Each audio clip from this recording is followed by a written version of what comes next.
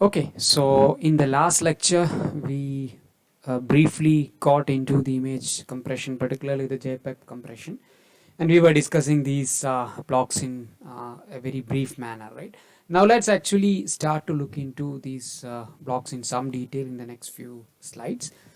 Okay, so um, you have the original image. Of course, if it is an RGB image, your first step is to convert that to CBCR, right? So chrominance and the brightness of the illuminance component, and then you have to do separate operation on each of those channels. Okay, but let's assume it's grayscale image for simplicity. Okay, so you have the image, and then of course if I take the value, image is this is 8-bit quantized, so it's between 0 to 255, as you can see from a sample region here. So it's a small 8 by 8 block that I'm showing you here. So this 8 by 8 block will be passed. So basically what we need to do is 8 by 8 blocks, you divide the entire image into, and each 8 by 8 block I will have a 2D discrete cosine transform, right? And that you already know that if how to uh, implement the discrete cosine transform. We discussed that a lot in the last lecture. And this is something like this. If I zoom in, let's see. So this is basically the 8 by 8 blocks. So you can easily see that because there will be a huge average component, and then that matrix is more or less sparse, right? So it's quite common, right? I mean, the DCT matrix. Okay, so if I take one of those 8 by 8, in fact it's only 7 here shown for the sake of easiness. So you can see over here, this is the u equal to v equal to 0 component. Okay, so let me just mark it for you. Okay, so this component right there is the u equal to 0, v equal to 0 component, or electrical engineering terms we call it as the DC component, right, or the average value, right? So that's the thing. So this will be very dominant, that we already know it. It is nothing but the sum of all pixels, right, divided by the number of points in the DCT. In this case it's 64. So this value will be always high. Okay. So and then as we go along, as you can see over here, let me discard it. So as we go along here, these values are relatively less, right? I mean, it's reduced, and this is what the beauty of DCT is all about. Okay, better compactness, right? Better compact representation. Okay, so this is sort of repeated for each and every 8 by 8 block. So this is a sample representation I'm showing over here. So once we have this, what we do is something known as quantization. Okay, so what essentially that we are trying there is actually to divide, to again quantize these values so that you further threshold it. That is one aspect. Second is, as I said, by quantization you are going to increase the redundancy, okay, of each of these values. The number of occurrences will be always increased. Okay, so this is what the concept is all about. So what is the quantization metric? So this is will be again 8 by 8. If you are taking 8 by 8, this will be again 8 by 8. Okay, so it depends on the size of your whatever block size that you take. Okay, so you have to be careful in that.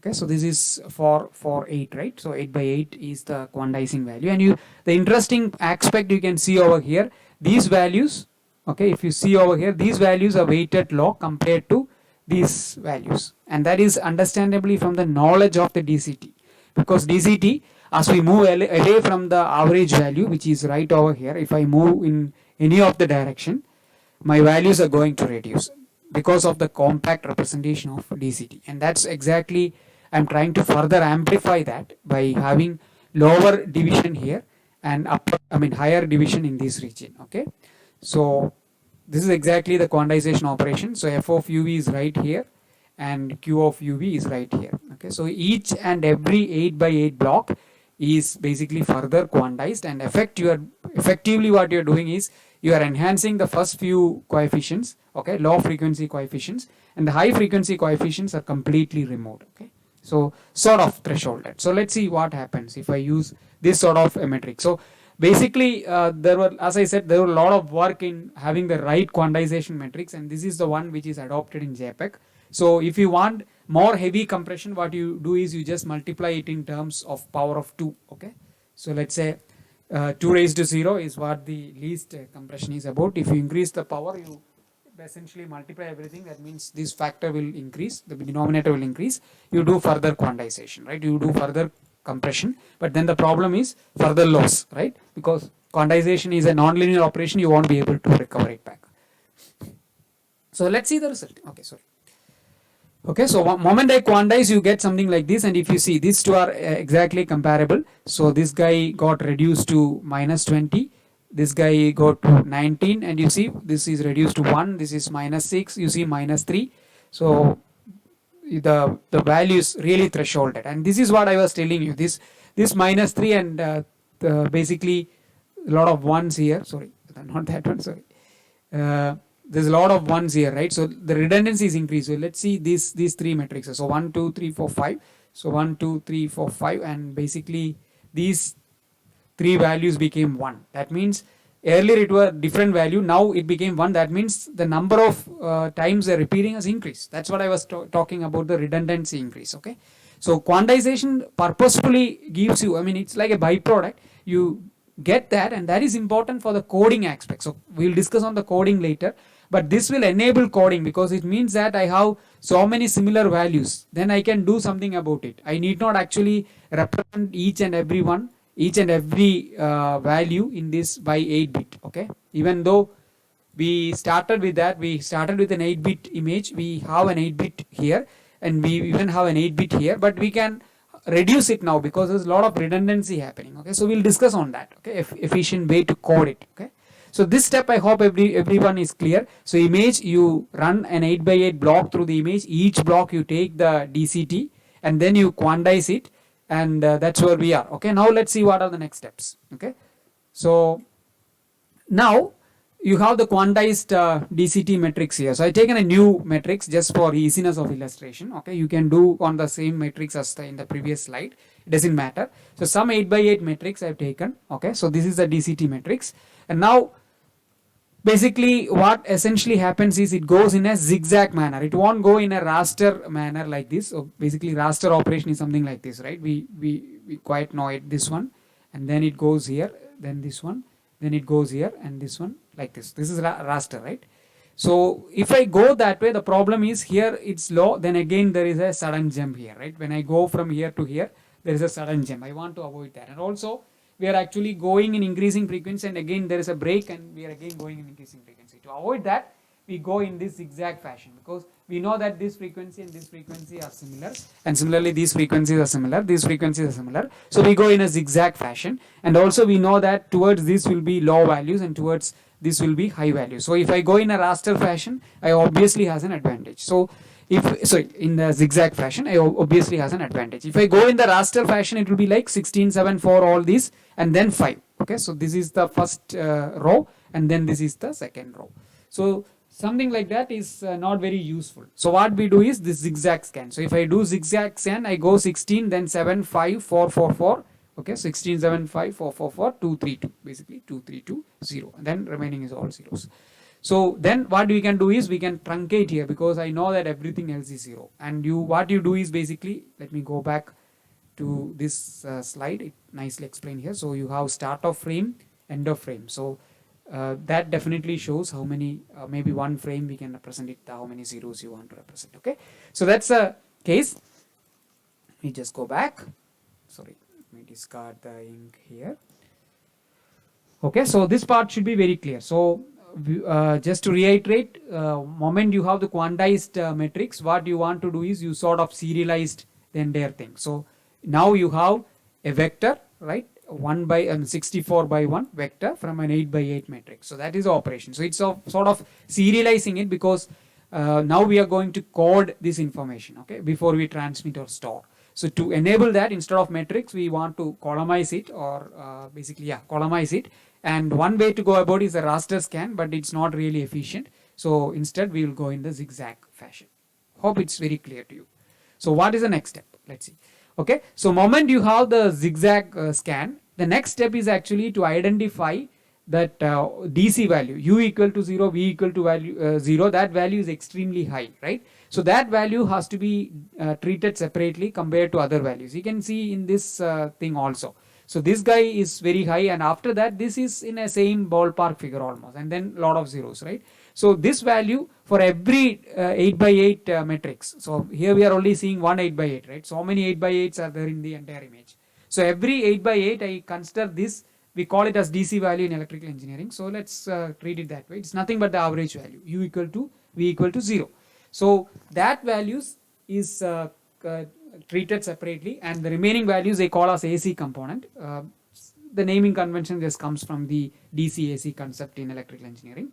AC is nothing but high frequency, that's all. Okay, so we are going to treat these DC components separately and AC components separately, and we add something known as differential encoding for DC, because it's more or less on the same ballpark figure. So there is a reason why, because the DC coefficients, that means the first value in this array, right, the vectorized array, between the neighborhood blocks appear to be very similar, which is correct. That assumption is correct, because in an image between 8 by 8 blocks, the average value is more or less same, because if average value is varying between the nearby blocks, that means there is sudden increase in intensity, right, sudden jump in intensity. Then it means it is more of edgy image, right? Then nothing will work. If you have a lot of edges, then DCT will not work, right? So you confine it to a small 8 by 8 neighborhood, and the next 8 by 8 neighborhood is very similar in terms of average value, and that concept allows us to treat the DC values together, basically the first element of 1 by 64 of all the 8 by 8 blocks together, and then do something like differential modulation, differential encoding. Okay, so don't worry about this jargon, pulse coded modulation. It's quite easy to understand. I will explain to you. Okay, and moment you do this, what you actually end up is having smaller values. Okay, and then if you have smaller values, then you do encoding schemes like Huffman encoding. Okay, so I'm very sure you are just lost at this point, but don't worry, it makes all sense once I explain this concept. Okay, and again, AC coefficients are mostly zeros and low values. You directly apply Huffman encoding. So DC values, they're extremely high. So what you do is you do a difference operation between them, so that only one value will be high, remaining is only always reference to that first value, and they will become low. And moment your low values, you can do something like Huffman encoding, which actually leverages the redundancy, okay, the number of occurrences, and come up with an efficient coding scheme. Okay, so this is what I'm telling. Okay, so let's assume n equal to 6 for simplicity. Okay, so this is block 1. So first 8 by 8 block will have this after the quantization operation. So this will go to 64. Okay, for example. So only sort of 6 values are sort of very basically 6 in this range. Okay, 6 blocks we are considering. So 64 values are there. First value obviously is the DC value, that is extremely high, and the remaining values are more or less in the same ballpark figure, right? So this entire thing is what I was telling. This is the DC value. This is actually taken out. Okay, and then we do a differential encoding. So that means 50 is kept as it is. Then this is 8. That means 58 minus 50. Okay, so that is kept as 8.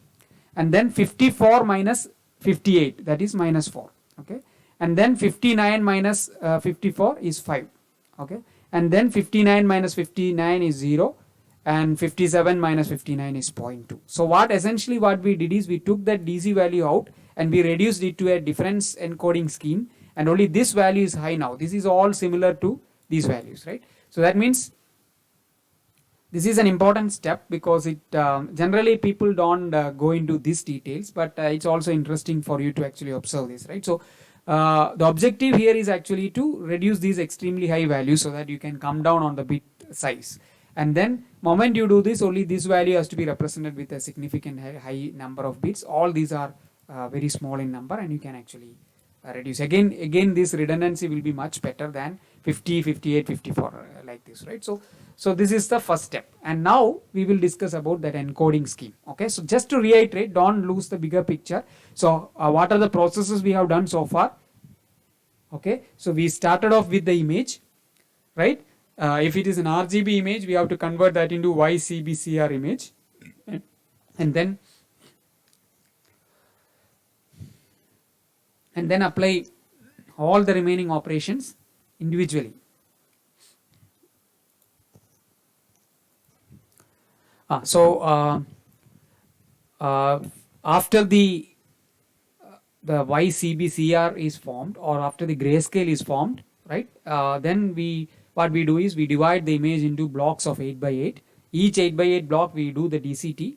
After the DCT, what we do is the quantization, and after the quantization, what we enabled is we sort of thresholded the DCT, and at the same time we increase the redundancy in the DCT. Okay, and in the DCT coefficients, if you see the u equal to v equal to 0 coefficient, which is the DC coefficient, which will have a extremely high value. So you do a differential encoding on that to reduce that high value to a reasonable number, and then all these small values you are going to do more efficient coding, which is the Huffman coding. So let me explain what that is. That is the last step actually. After the Huffman coding, you are ready. You can store the data, right? And then it is all about reconstruction, which is exact reverse of what we did on the compression side. Okay, so let me move. Okay, so this actually this particular thing. Okay, before this, I want to add one more thing. So there is another way actually you can reduce the intensity of this DC value. Okay. So in signal processing terms, we see DC value is average value. So generally what we do is if you have 0 to 256, generally what we do is if we have 0 to 255 range, we will have a DC offset all the time, right? Intensity is not really centered around 0.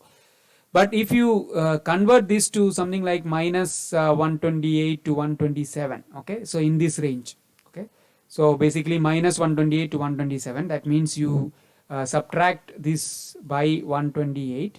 So what you essentially get is sort of average value reduction, because now the average value most likely will go to 0. Okay, so that's one way people tend to reduce the average value in a if they are not particularly interested in this differential encoding scheme. Okay, now come to coding. Okay, so this let me explain this one in some detail, because it's important to know this. Okay, so this factor is this is nothing but pixel which is having intensity 87, this is intensity 128, and this is 186, and this is 255. Okay, so this essentially means, and this is basically the normalized probability function. This is nothing but normalized histogram. Okay, so this essentially says that 25% of my pixels is having intensity 87. Okay, so let's make it very simple. So 25% is having 87 as the intensity, 47% is having 128 as the intensity, 25% again is having 186 as the intensity, and 3% is having 255 as intensity. And other than these intensities, all other intensity doesn't have any occurrence in this data. And can you guess what image is this? I have introduced this image to you earlier. Okay, so let me go back and show you. Sorry for that. This is the image. Okay, so this is what I was telling, right? Only 4 intensities are present in this image. All other intensities are not there. The probability distribution, or the normalized histogram distribution, will appear like what I was showing you in this particular slide.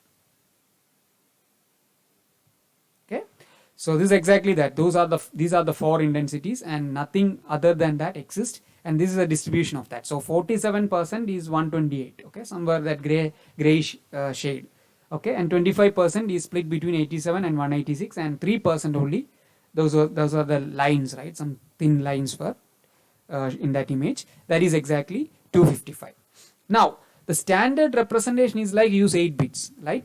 For example, 87, the intensity 87. If I go, it is represented like this.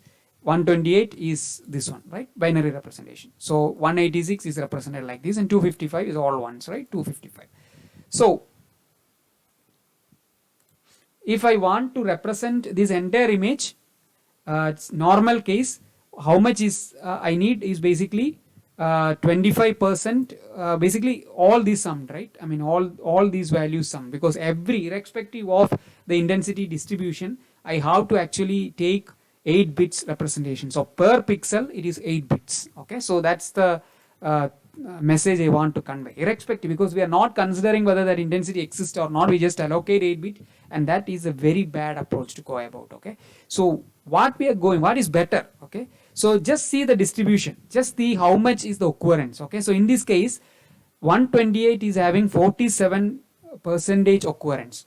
So that means that guy will be occurring that many times. So if I reduce the number of bits for that one, it will have a huge impact, right? Because so many pixels have to be represented by that number of bits. So let's say, I'm just assuming, okay, let's say 128 is going to be represented by 1. Okay, so instead of the 8 bits, I'm going to represent it by 1 bit. Okay, and similarly the next two are sort of balanced between 87 and 186. So let's actually allocate 87 as 0 1, okay, and 186 as 0 0 0. Okay, so there is a reason why I'm not going for 1 0, for example. Okay, so we'll explain that when we discuss about the Huffman encoding. And then 255 is 3% only, so I can give the next number, and then this one is not there, so it doesn't need to be represented. Okay, so what essentially I did is, now you need only 2 bits, 1 bits, 3 bits, 3 bits. Okay, so let's now assume, I mean, this is really interesting to see. Okay, so what was the bits per pixel, okay, for this representation? So it will be something like 8 plus 8, I mean 8 into 0.25 plus 8 into 0.47 plus 8 into 0.25 plus, okay, let me write it down. Okay, so normal scenario,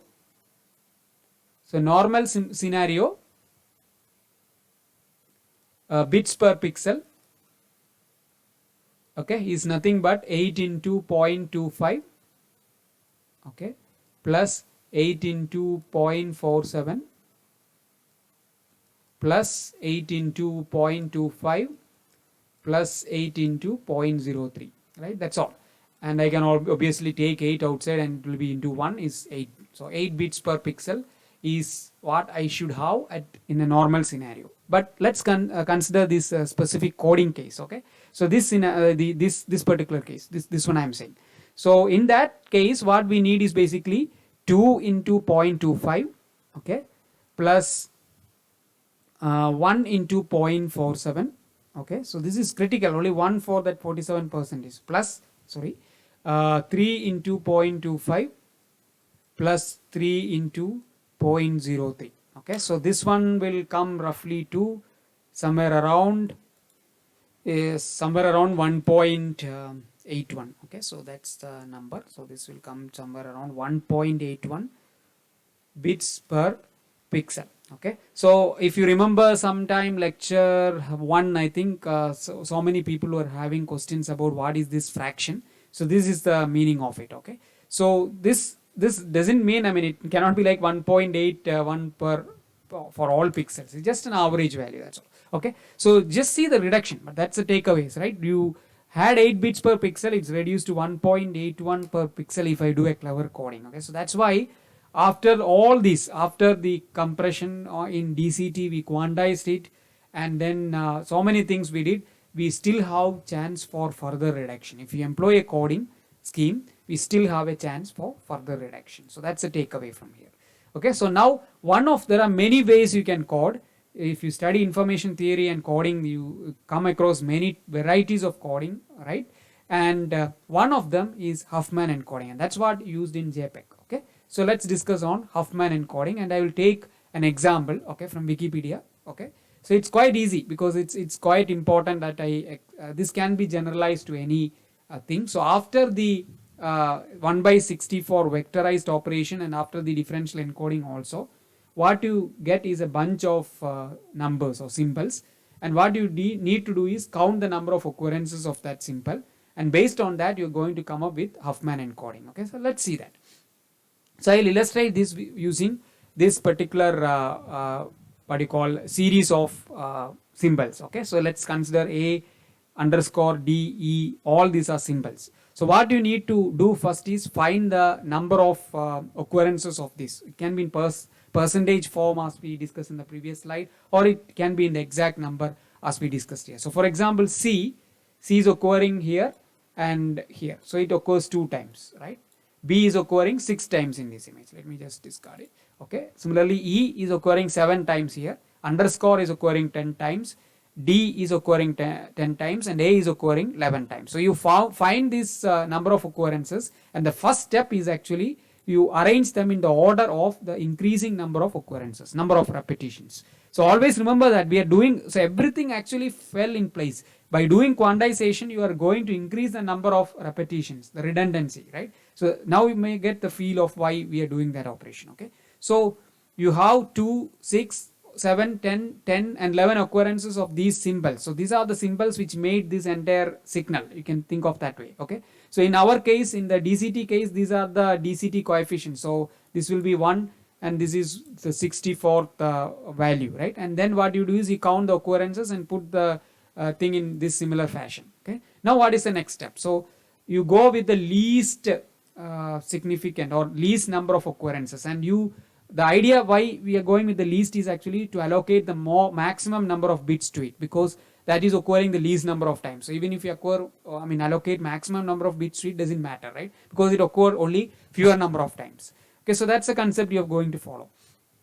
Okay, so C, 2 and 6. So I'm going to combine the least occurring thing. So C is given the value 0 and B is given the values 1, and then I'm going to combine them and put as 8. Okay, so there's a reason why I'm going to do that, because I'm going to treat these two together now. So 6 plus 2 occurrence. So CB is going to occur 8 times, and out of that C is occurring 2 times and B is occurring 6 times. So moment I do this, I rearrange this again, something like this. Okay, so CB is 8. So that instead of CB is separate, we have CB together now. I clubbed it together. So moment CB is 8, E is having less number of occurrence, so it goes to the top. So E equal to 7, then CB is 8, then the remaining will remain as it is, right? So the major change from here to here is I group C and B, and the moment I group it, they have higher number of occurrence, so it comes down. Okay, so now you see E with 7 occurrences, CB with 8 occurrences, and so on.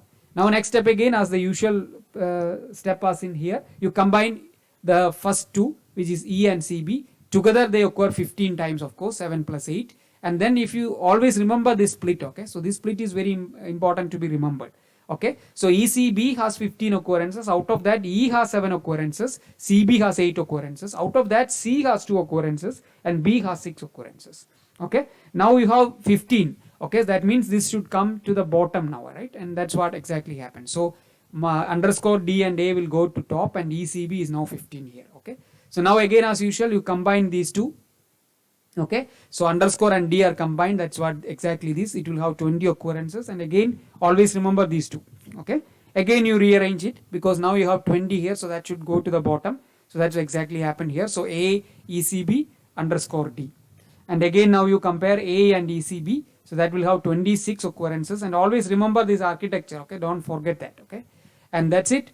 So you have now these things, and that also now you finally combine, that's 46, and now you have the entire tree. Okay, so entire tree here.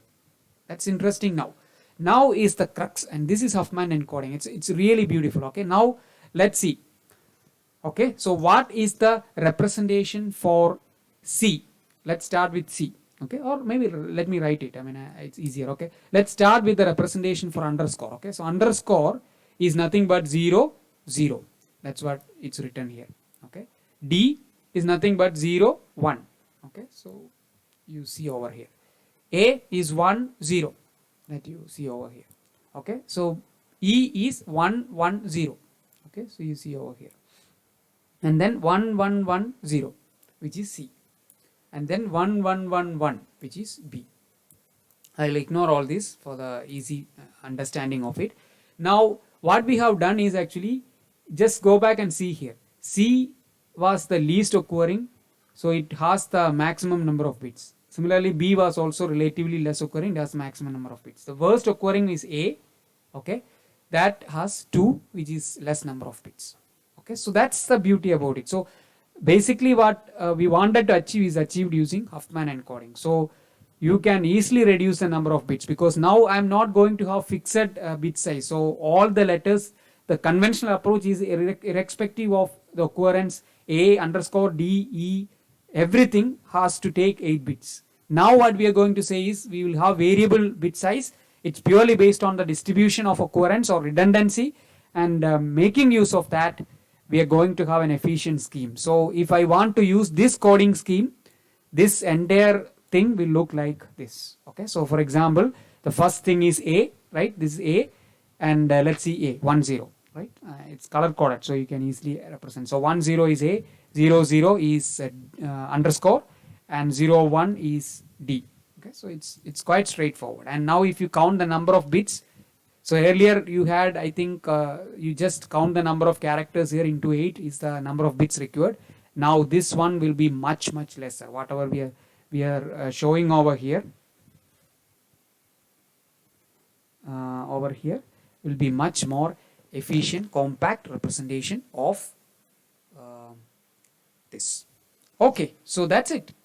So now you should be an expert in JPEG. Okay, so there's nothing much. So let me go back to that fundamental slide, and now you can always revisit. Okay, so again, just to reiterate, just to end the lecture, we have the RGB image, then you do the illuminance chrominance conversion, or you can think of it as a grayscale for easiness. Moment you you define that 8x8 block, you go through each and every 8x8 block in the image, you do DCT, you do quantization. By doing quantization, you are essentially achieving two steps or two things. One is you are thresholding the DCT, second is you are increasing the redundancy in the data. The moment you have the increased redundancy, reduced value DCT matrix, 8x8 matrix, you serialize it using zigzag scan into a 1/64 vector. And the reason why we follow the zigzag is basically following the physics of it, because DCT has good correlation in a zigzag way, and you are making use of that, right? And then moment you do zigzag scan, you can separate out the DC part, because DC will be having high value, so you can do a differential encoding on that. Okay, and all the other things, including the lower value of the differential encoding scheme, we do the Huffman encoding. So the reason why we are doing the Huffman encoding, or you can use any arithmetic coding, okay? Huffman encoding is one such scheme. So the reason why you are doing Huffman encoding is to make use of that redundancy. Basically the idea is the intensity which has the maximum number of occurrence should take the least number of bits, right? Because it is a mostly occurring one. So you reduce the number of bits. So that's the concept. The moment you have that, you have basically a very condensed vector. Okay, you combine everything, all the 1/64, everything you're combining together, and that is what you are storing as a .jpg format. Okay, so this is the crux of it. Okay, it's slightly extended lecture, sorry for that. I want to conclude this session by the MATLAB part. So let me just quickly show you the MATLAB code also. Okay, sorry for that. Okay, so this is the code, I will upload it.